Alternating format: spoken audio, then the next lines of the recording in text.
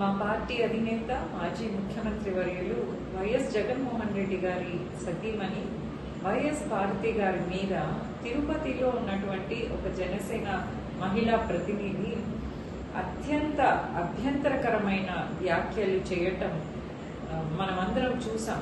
దీనిని నేను తీవ్రంగా ఖండిస్తున్నాను.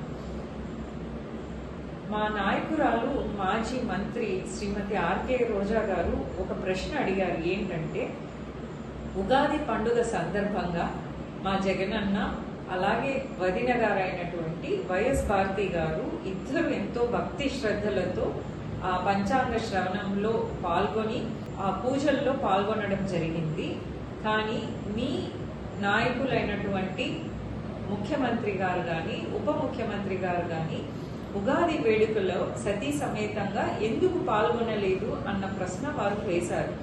ఆ ప్రశ్న అడగడానికి కారణం కూడా మీరే. ఎందుకంటే అనునిత్యము జగనన్న గారి మీద కానీ అలాగే వారి కుటుంబ సభ్యుల మీద కానీ మీరు అదే పనిగా పనిగట్టుకొని దుష్ప్రచారం చేస్తూ వస్తుంటారు. అందువల్లే వారు ఆ ప్రశ్నను అడిగారు.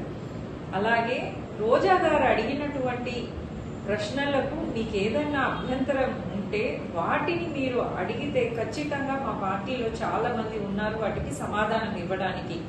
కానీ ఈ వ్యవహారంలో సంబంధం లేనటువంటి వ్యక్తి అయినటువంటి వైఎస్ భారతి గారిని తీసుకురావటం, వారి మీద అనుచిత వ్యాఖ్యలు చేయటం చాలా దుర్మార్గం. కానీ ఇటువంటి వ్యాఖ్యలకు భయపడే వ్యక్తి కాదు వైఎస్ భారతి గారు. అలాగే ఇటువంటి వ్యాఖ్యలు చేస్తున్నటువంటి వారి మీద కఠినమైన చర్యలు తీసుకోవాలి. వారిని కంట్రోల్ చేయాల్సినటువంటి బాధ్యత ఆ పార్టీ ఆ నాయకులకు ఉంటుంది.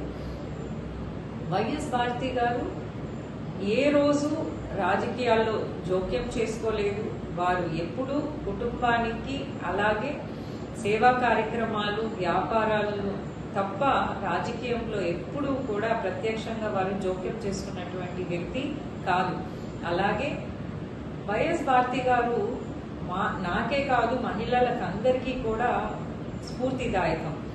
జగనన్న జైల్లో ఉన్నప్పటి నుంచి ఇప్పటి వరకు ఎన్నో ఆటుపోట్లు ఎదురైనా కూడా నిబ్బరంగా నిలబడినటువంటి వ్యక్తి వైఎస్ భారతి గారు. ఈ సందర్భంగా ఒక్కటైతే చెప్పగలను, మన ముఖ్యమంత్రి చంద్రబాబు నాయుడు గారు పదే పదే ఒక మాట అంటుంటారు.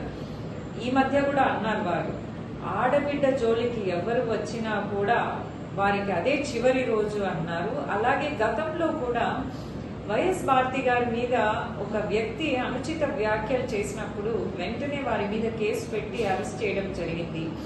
ఆ టైంలో చంద్రబాబు నాయుడు గారు అన్న మాట ఏంటి, మేము ఇలాంటి విషయాల్లో రాజకీయ కోణం చూడము అని చెప్పారు.